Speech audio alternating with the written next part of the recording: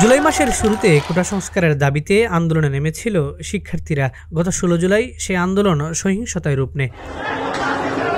দেশজুড়ে চলায় সহিংসতার ঘটনায় আহত হয়েছেন আওয়ামী লীগ ও অঙ্গ সহযোগী সংগঠনের সহস্রাধিক নেতাকর্মী। তাদেরই একজন মিজানুর রহমান জনি। ধানমন্ডিতে আন্দোলনকারীদের সাথে সংঘর্ষে গুরুতর আহত হয়েছিলেন তিনি। তবে তার মৃত্যুর খবর শুনে লাশ খুঁজতে ঢাকা মেডিকেল কলেজ হাসপাতালের মর্গে ছুটে গিয়েছিলেন আত্মীয় স্বজনরা। ভাগ্যক্রমে মৃত্যুর মুখ থেকে বেঁচে ফিরেন জনি।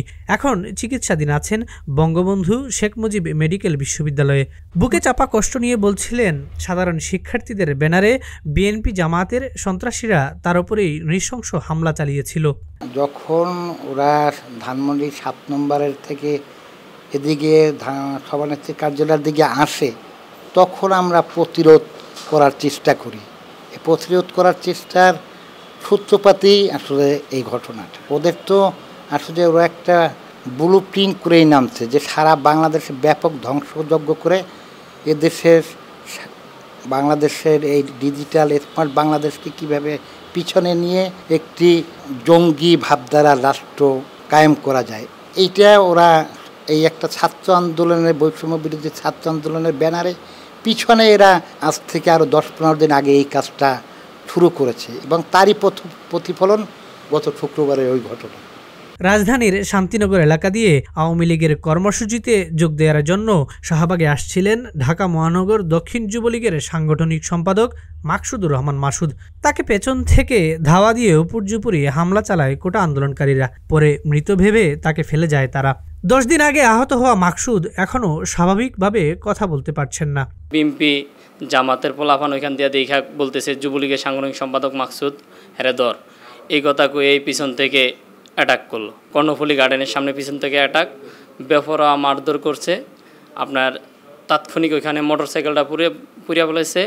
আর ওইখানে তারা মৃত্যু সুনিশ্চিত করে ওইখান থেকে তারা সরার পরে ওইখানে রাস্তার পথচারীরা তাকে তাৎক্ষণিক রিকশায় উঠাইছে। রিকশায় উঠেয়া পথচারীরা আপনার ইসলামী হাসপাতালে তাৎক্ষণিক নিয়ে আসে। কেবল রাজধানী ঢাকা নয়, দেশের নানা প্রান্তেও সহিংসতায় আহত হয়েছেন অনেকে। চট্টগ্রামের একটি ভবন থেকে ইকবাল হোসেনকে ফেলে দিয়েছিল আন্দোলনকারীরা। এতে করে ভেঙে গেছে তার কোমরের হাড়। চট্টগ্রাম মেডিকেল ঘুরে বর্তমানে ঢাকায় চিকিৎসাধীন তিনি। ডাক্তার বলেছেন অন্তত 3 মাস হাসপাতালে থাকতে হবে তাকে। বিল্ডিংয়ের ছাদের উপর উড়ে যাওয়াতে তারা উড়ে যাওয়ার পরে লক করে দিয়েছে, কিন্তু তারা লক ভাঙি থালা ভাঙি তাদেরকে ছাদ থেকে যাকে যেভাবে পারে ওইভাবে মারিয়ে ছাদ থেকে ফেলে গেছে। আমার ছেলেকে ওইভাবে ছাদ থেকে ফেলে গেছে সরাসরি। এখন আল্লাহ দিলে অপারেশন সাকসেস, রিং পরাইছে, এখানে কোমরের এটা ভাঙি গেছে। এটা ভাঙাতে ডাক্তারের ফয়সাল সাহেবের নেতৃত্বে 3টা নট পরাইছে। 3 মাস অবজারভেশনে থাকতে বলছে। কোটা আন্দোলনকারীদের হাত থেকে ছাত্রলীগের নেতাকর্মীদের বাঁচাতে গিয়েছিলেন মাওলানা ভাসানী বিজ্ঞান ও প্রযুক্তি বিশ্ববিদ্যালয়ের শাখা ছাত্রলীগের সভাপতি মানিক শীল। নেতাকর্মীদের বাঁচাতে গিয়ে নিজেই হয়েছেন হামলার শিকার। সন্ত্রাসীরা হাতুড়ি দিয়ে থেতলে দিয়েছে তার মাথা। আমি আসলে যতটুকু জানি যে সাধারণ শিক্ষার্থীরা এইভাবে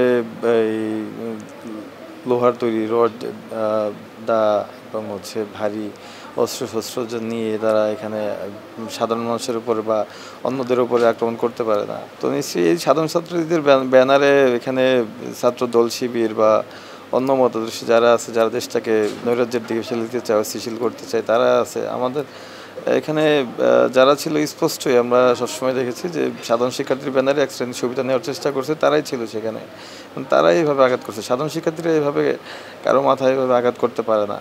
আওয়ামী লীগের দফতর সূত্রে জানা গেছে, কোটা আন্দোলন ঘিরে সৃষ্ট সহিংসতায় আওয়ামী লীগ ও অঙ্গ সংগঠনের অন্তত 12 নেতাকর্মী মারা গেছেন।